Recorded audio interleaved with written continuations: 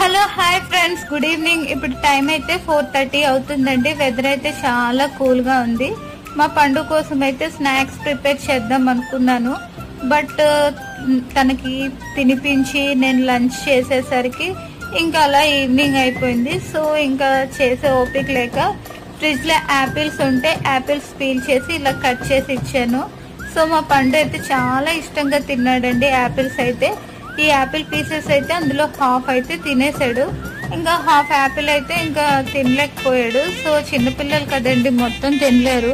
పెద్దవాళ్ళం మనమే తినలేం కదండి. సో హాఫ్ యాపిల్ ఎందుకు వేస్ట్ చేయాలి, ఇంకా ఫ్రిడ్జ్ లో స్టోర్ చేసిన కట్ చేసింది కదా అనేసి ఇంకా నేనైతే తింటున్నాను.